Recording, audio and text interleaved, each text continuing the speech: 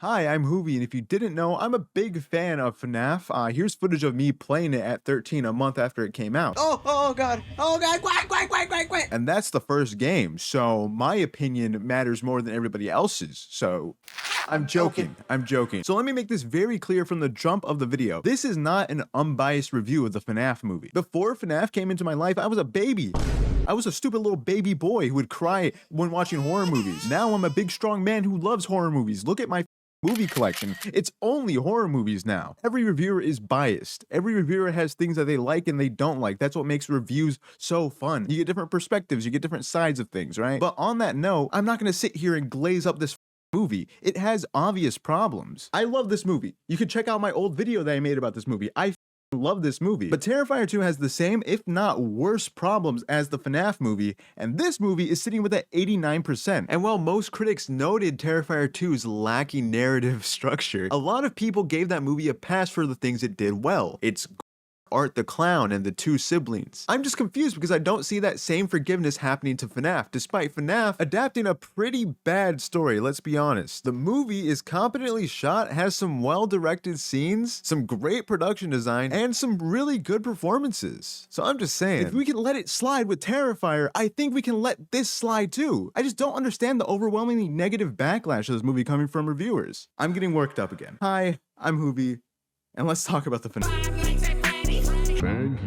This is the spoiler zone, baby. If you haven't seen this movie, I'm gonna explain it in great detail. I'm gonna be going over some of the Easter eggs and missing character motivations and stuff like that. I'm just gonna be reviewing the movie. You know how it does. You know how fucking YouTubers do it, buddy pal. So the FNAF at Freddy's movie starts with a security guard who looks like Scott Cawthon getting fucking ate, bro. Well, not really. He gets captured by Foxy and wakes up in this movie's version of the scooping room. It's less scoopy and more blendery.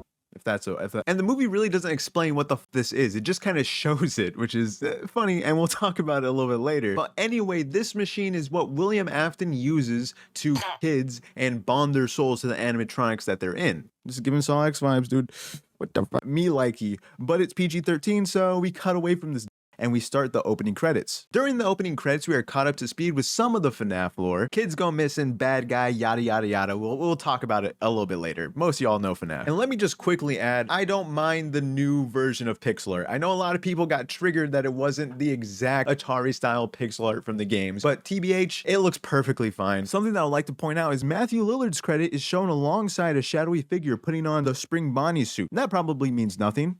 So let's move forward. We also see a wall of children's drawings, which is very important to this movie's lore, so remember it. And the next thing we cut to is Mike waking up to his alarm clock blaring. On the nightstand next to Mike is a book entitled Dream Theory, which made me do the Leo pointing gif. This is because Dream Theory is a theory that FNAF fans made to explain the first 4 games. Because in FNAF 4, there's like these little Easter eggs that make it seem like we're playing as somebody in a coma, so people kind of ran with it. But Scott changed the lore in Sister Location, so it really doesn't even matter. Now it's more of a sci-fi, and that's been going on, and people feel waves about it. I'm not gonna give my 2 cents right now. We can wait for my 2 cents. But Dream Theory in this movie means a whole different thing. It's more like regression therapy, if you know what that is. The general idea is our brains remember literally everything, the smallest details. All we have to do is access them, and we can do that by going into our dreams and lucid dreaming. And spoiler alert, that's what Mike is doing right now. But we'll worry about that later. Mike wakes up and goes and checks on his little sister, Abby. And Abby is the creative type. She loves doing little drawings, and most of her drawings actually have Mike at the center of them. Abby likes sleeping in pillow forts, so that's what she builds every night, is a little pillow fort to fall asleep in. And I think that's just such a cool shade to her character that this movie adds. Abby is choosing to stay in the world of make-believe with imaginary friends rather than come out and face reality, which is very common for people who experience trauma. And also ties in really well with Mike's themes, because he keeps dreaming he can't accept reality because he's forcing himself to be in a make-believe land. What, fucking themes? In my FNAF movie? What the fuck? Get that out of here. This scene also helps establishes Mike and Abby's relationship, and it makes it pretty clear that he's not her dad, which is honestly really good on Josh Hutcherson and Piper Rubio, who play Mike and Abby respectively, because they completely nail that annoyed but loving type of vibe that comes with siblings. You know what I mean? I'm here for it. Eat my ass. After that scene, we cut to Mike, who's working as security at a mall. He's on his break trying to get some ice cream when he sees a little kid who might be named Gregory. I don't fucking know. But that kid is standing by himself. Mike catches this, but stays in line because ice cream, you know? And there's a franchise reference, as the mascot of the ice cream shop that Mike is at is Chico's Magic Rainbow from FNAF World. The person who's helping Mike also adds to this reference by saying that there's a flavor ice cream called Rainbow Explosion, which I think is a little bit of a reference to one of the attacks that the character does in game. You could think it's not, but you would have to be comfortable with being wrong, which I'm just not like comfortable with being because I'm always right all the time. But somebody ends up grabbing Gregory, which causes this automatic reaction from Mike as he just ignores literally everything else and tries to save the kid. He chases after the man and the kid and ultimately stops the man. And once he catches the man, bro, he starts beating the fuck out of that kid's dad. Wait, what? Hold on. After that little mistake, Mike ends up sitting right in front of Steve Raglan, a career counselor. And this is something I really appreciate, as this movie tries to explain what most people ask the first time they played FNAF. Why the fuck would someone stay here? Why would somebody take this job? The in-game reason is Mike is related to William and he goes to FNAF to figure out more about what his dad has been doing and ultimately ends up dying. The movie changes this, Avi, but the reason is just as valid. Mike is somebody who's stuck, not going up, not going down, but constantly just fucking stuck. And he can't afford to lose a single job because his sister relies on him so heavily, which I think makes movie Mike way more compelling than his video game counterpart. Just being a William Afton drone doesn't do it for me. You have to have like some interesting character and some dilemmas and some goals and motivations. But just as Steve opens up Mike's like a little portfolio and is about to read his name, Michaels, he stops himself and he gets a better look at Mike. After that beat, Steve changes tones completely and offers Mike a shitty job at FNAF at Freddy's. And Mike ends up turning this job down because he can't work nights. And after that, Mike ends up going home. And that's where we get introduced to Max, who is Abby's babysitter. And after that introduction, we go and check on Abby, who's drawing pictures of Mike again, but this time with her imaginary friends. I'm spoiling the movie right here, right now. These are FNAF people. After that scene, we get the first of many dream sequences, something I usually don't like in movies, but this first one is pretty alright in my opinion. The other ones, though, they do get a little repetitive as the movie goes on. And this dream is from the view of young Mike on a family camping trip. His mom loves ketchup. It's her only like characteristic, and she also spills sodas. That's something else that she also does. Remember that. It's imagery they're gonna bring up every time this scene shows up. She goes to grab a towel and clean up the spill, and instead of telling her husband to watch his fucking child, she tells her other child to watch her child. Mike turns around and watches as his baby brother Garrett gets taken away. Baby Mike turns into not so baby Mike as he's left in the dust, not able to save Garrett. And the scene ends with Mike waking up. But one thing I really like about these dream sequences, I love the use of wide angle lenses in the scene. It makes everything feel so personal. The camera's so close to people, but their faces get so distorted by the nature of it being a wide angle lens. It makes it feel personal and close, but also weird and distant. It's a smart way of establishing the off kind of tone in the dream. Eat my ass. This movie was made well. After waking up, Mike takes Abby to school. And this is where we meet my least favorite part of the movie, Aunt Jane. She's just like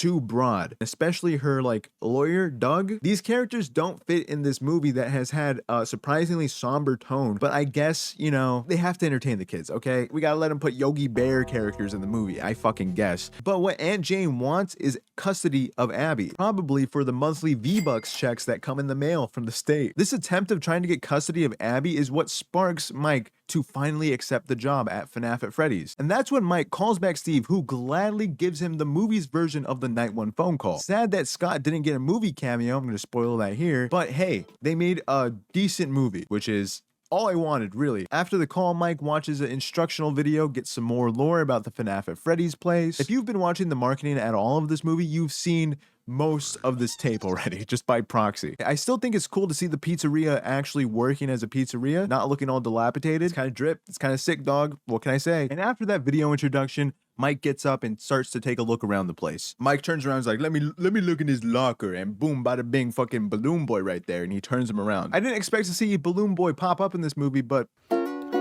while exploring, Mike hears a banging noise coming from the main stage, to which he investigates. Avi, it's his job. As he investigates, he finds an answer to the age-old question, is Bonnie purple or blue? He's blue. idiot. After that little bit of excitement, Mike heads back to the office to take a little nap. He's a little eepy. What can you say? Second dream sequence. Second dream sequence. Yes, yes, yes. We see the ketchup swimming. We see the soda spilling. But this time when Mike tries to chase after Garrett, he's stopped by 5 kids. He asks them if they know who took his brother, to which they make like a banana and split. Mike tries and fails to catch up to one of the kids. He ends up waking up to his wristwatch beeping, but he's also on the floor, like how he was in the dream. Probs nothing. Shouldn't worry about it. Who cares? Mike goes home safely, has a sweet little moment with Abby. I clap, and they decide to put the interesting characters on the back burner for now and bring in Aunt Jane again, because Aunt Jane's storyline is like the best of the movie, you know what I mean? So they had to bring it back for us. Actually, I kind of forgot the Matt Pat cameo is in this scene, so this scene kind of fucks, actually. While I personally don't like Matt Pat, I think he's just kind of annoying. He reminds me of like Disney adults, and that shit pisses me off, but I would be lying if I didn't admit his importance to the franchise and the community as a whole. And he also says the thing. But, you know, it's just a theory. Okay, now Aunt Jane time. Ew, yuck, I'm vomiting, I'm fucking regretting my life decisions. Anyways, Aunt Jane is actually trying to set Mike up. What? As it's revealed that Max works for her, and she's just there to try to find evidence of neglect, which hasn't worked out so far, so... Aunt Jane. So her brother, who's also there, and is also a character, I guess. His name is Jeff, but do we care? No, I don't think so. And this is a little bit of a side tangent, but this actor kind of gives me the same type of vibes as Scott MacArthur from Righteous Gemstones, or he was that gay guy that Michael Myers that one time. He comes up with the plan to trash the place during day hours when Mike isn't there, so he could get fired for not protecting the premises, and then thus lose Abby because he has no money. They'll do all that for $1,000. And also kind of shows a plot hole in the movie, like, you know, shouldn't they have more than just one shift at Freddy's? Why do they have a night guard? What about a day guard? Who cares? But that's all for shit tomorrow. Tonight, Mike is clocking in for a shift. Mike, as a part of dream theory, uses sounds and imagery to help him get back into the dream that he's trying to capture. So he uses a tape of nature sounds, he uses that poster of Nebraska, and he also uses sleeping pills. We all do it from time to time. Come on, let's be honest. Also, he could revisit this one dream over and over again. It's honestly kind of a sad little story detail, but you didn't hear it from me. And after doing those 3 steps, just like that, Mike's back in the dreamland. Garrett gets taken. We see the woodland kids come around again. Mike tries to ask him again, "Ayo guys, who took Garrett?" They scatter. The huge. But this time, Mike actually manages to catch the one that has a hook, to which he gets a slash on his arm for, and a nice little jump scare, which ends the dream. Mike wakes up to the sound of the Faz door ringing. He opens up the door and he sees the only police officer I'll publicly support, Vanessa. She points out that he got a boom boom on his forearm, which is the same place that he got that gash from the kid in the dream. She welcomes herself in and grabs the first aid kit, helps Mike out with his arm. Mike is obviously confused as to why she knows the inside of Freddy so well and asks her about it, to which she applies, "It's actually really cool and epic, you see. I really like FNAF at Freddy's." And she also goes, "Ayo, check this out.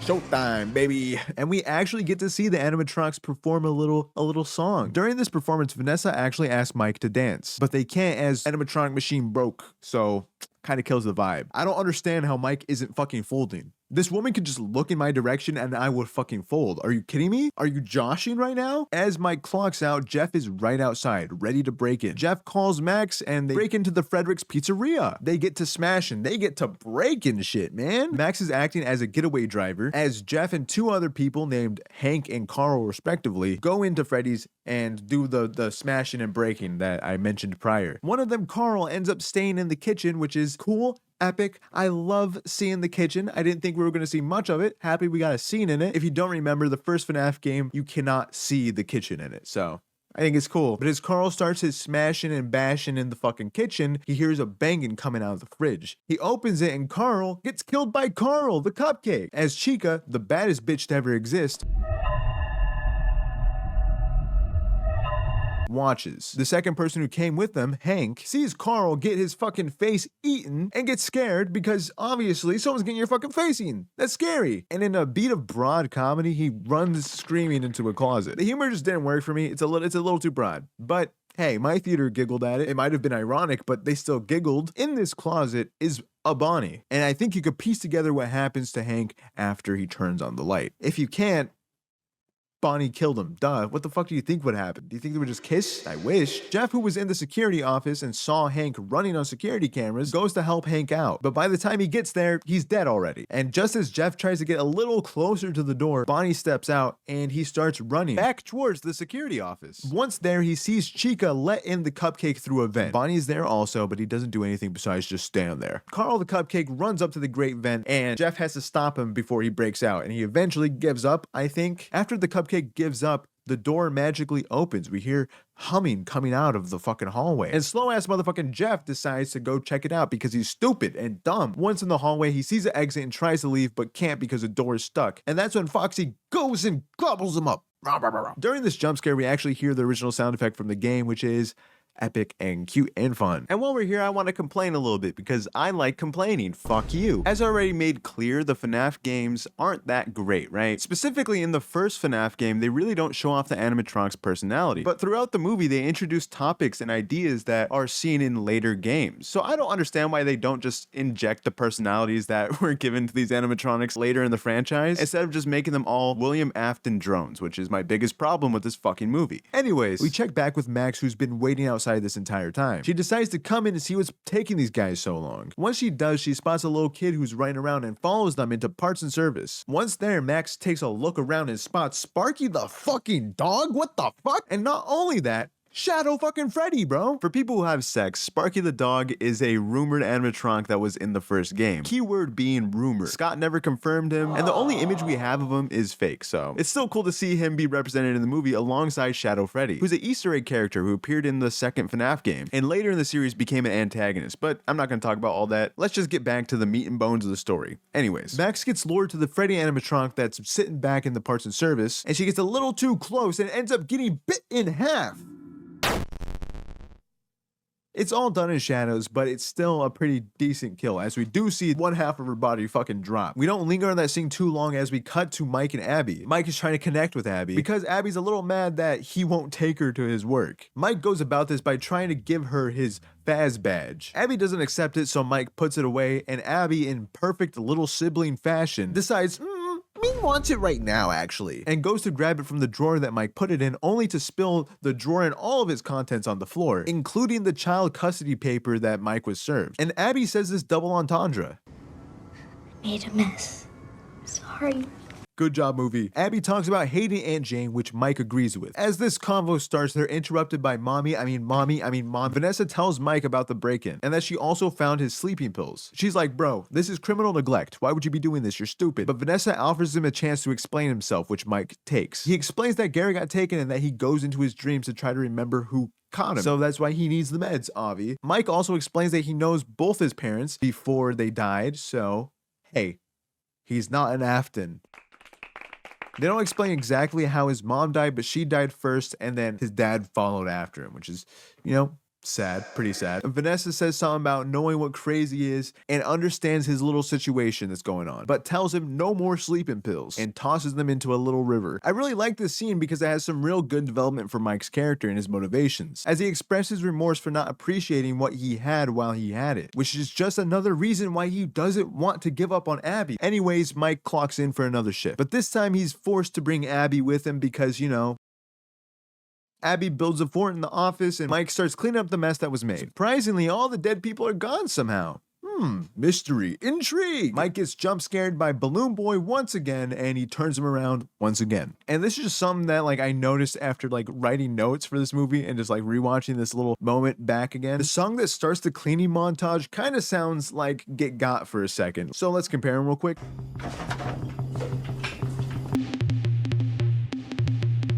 Cast your vote in the comments down below. Did you know that fucking people are talking down there? What the fuck? What are they saying? Anyway, Mike ends up tidying up the place, and he finally decides to hit the hay for the night. Once he does that, Abby is woken up by whispering, and she ends up being drawn to the main stage. And once there, she meets a guy named Fredbear. That kind of rhymed. What the fuck? But enough of that. We cut to what?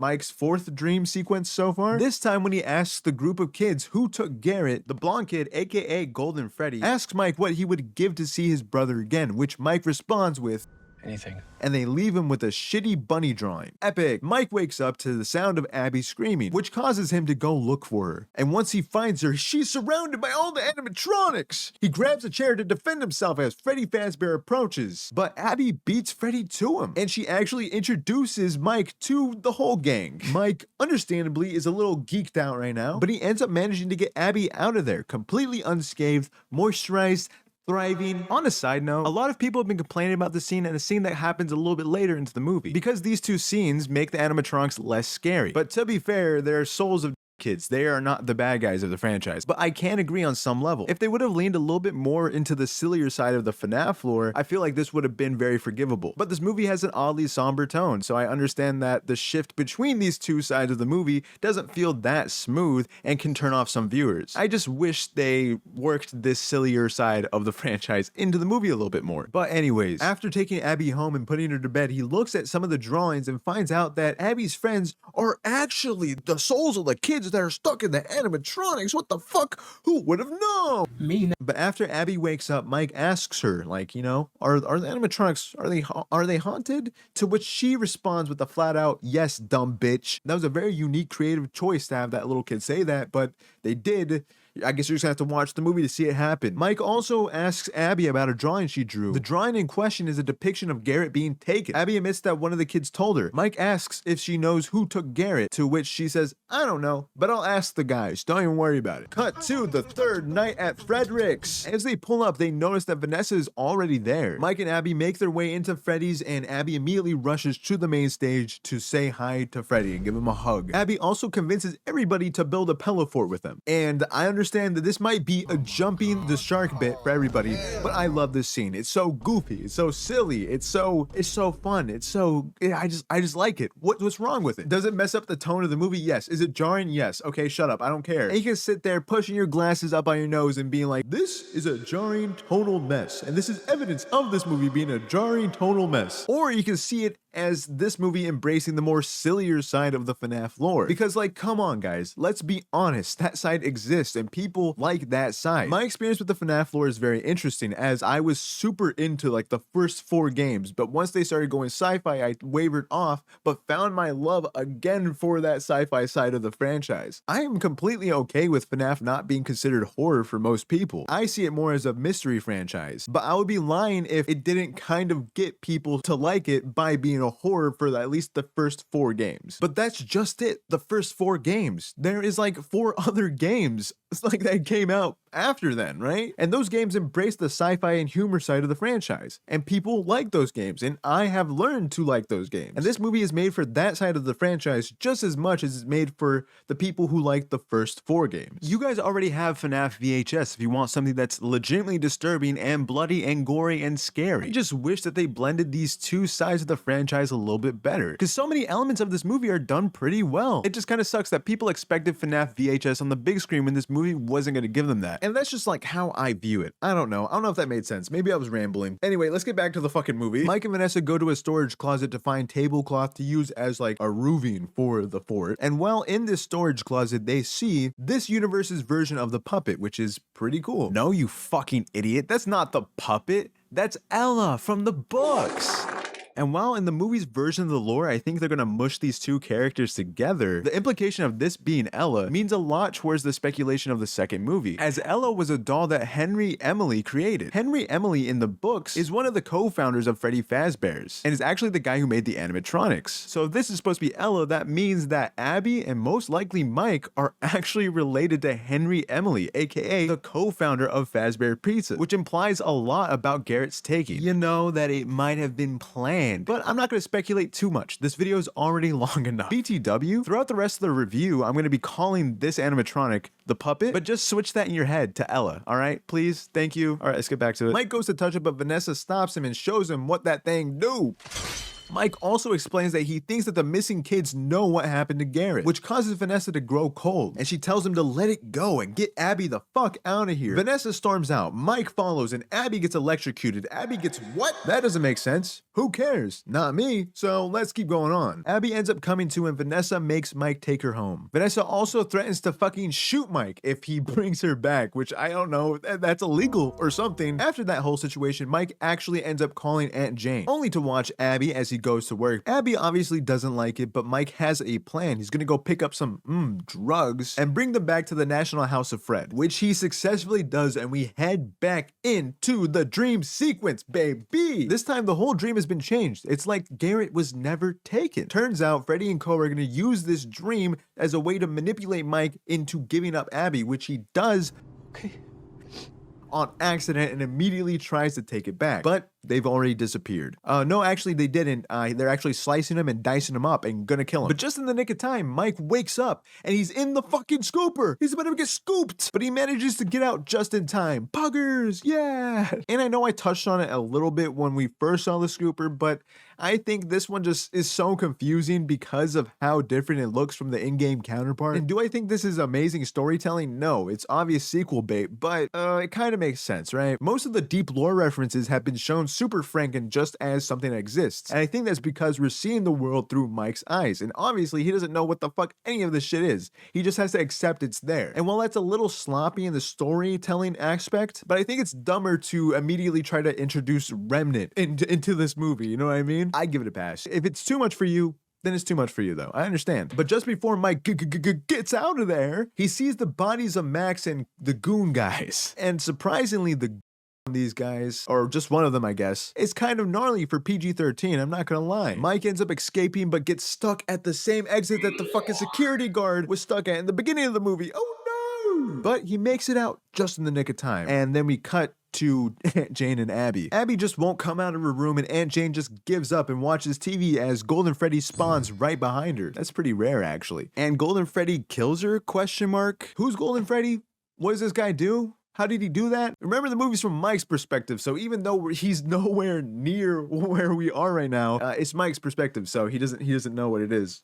It's not sloppy storytelling. That's a joke. I'm being hyperbolic. I understand that it's kind of bad. I'm just saying it doesn't matter to me. Oh my god, I fucking roasted myself in my notes. I literally typed in my notes, it's not a MacGuffin, it's a deep lore reference. Fuck, I hate myself, bro. After that, we get a Corey Kenshin cameo, and then we're back with Mike. I don't really know who Corey Kenshin is. I'm sorry, a lot of my friends like him. This time, Mike is with Vanessa, as it seems that she saved him last second. Mike gets mad at Vanessa for not telling him about the animatronic's murderous tendencies and explains that he gave up Abby but tried to fix it. Vanessa tells Mike that their only goal is to make her one of them. She also explains a little bit of the lore. Bad guy put them in animatronics. It keeps their body and their souls stuck in the animatronics, and they are his little brainwashed little puppet guys. She also explains that the man behind the slaughter is William Afton. He's my father.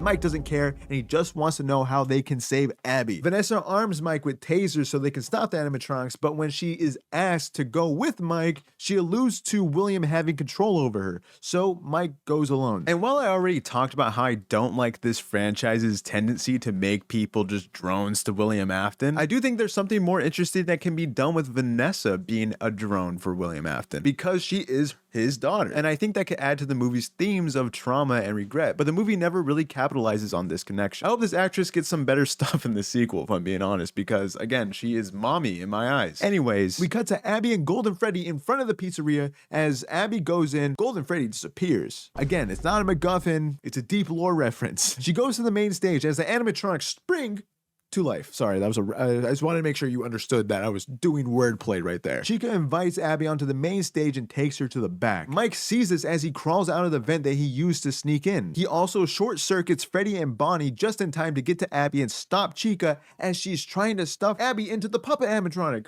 What the fuck? Mike ends up stopping Chica but misses Carl, who ends up getting Mike. But before that happens, Mike tells Abby that you are the most important thing in the world to me, and I promise you I'm gonna do better.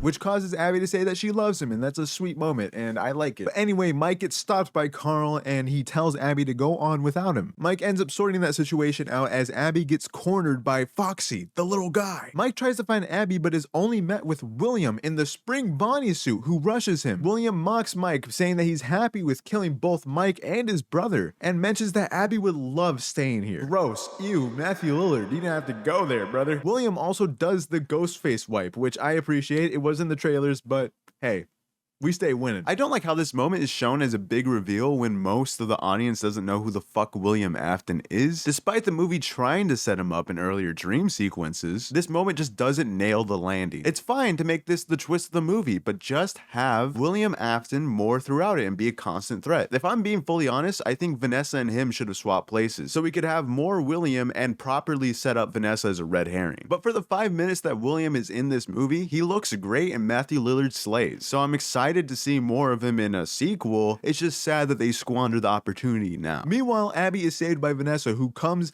and saves Mike. William demasks and Abby rushes to Mike. William, thinking he's safe, comes a little too close to Vanessa, who ends up shooting him. And he doesn't like that very much, so he ends up choking his own daughter. Wow, this guy fucking stinks. Meanwhile, Abby is making a drawing exposing William for being a dick and which causes him to momentarily stop choking Vanessa and try to go towards Abby, which Vanessa tries to stop, but she ends up getting stabbed by William. The stabbing buys Abby and Mike enough time to get the drawing up and power restarted, which somehow gets the animatronic on their side. You know, it's paranormal. It's a ghost and shit. Let's just leave it at that, buddies. Carl bites William, which causes the spring locks to start tightening on his body. William, knowing that he's gonna, but also knowing what happens to people who inside animatronics, puts on the mask and says the thing. I always come back. My theater claps. My theater clapped, and I was very happy with that. I had a pretty decent theater going experience with this movie, and I'm very, very happy. A lot of people my age, and there was like one man who was fully gray, and God bless him. One thing that I really liked about this scene is when William is being cornered, he actually tries to make the animatronics feel like small little kids, make them feel like they're little fucking babies that have no control by calling them literally small. I think it's a little on the nose, but I think it's cool. But anyway, Mike grabs Abby and Vanessa as the animatronics pull William into the back of the store, where they lock him in forever. Not really. See FNAF 3.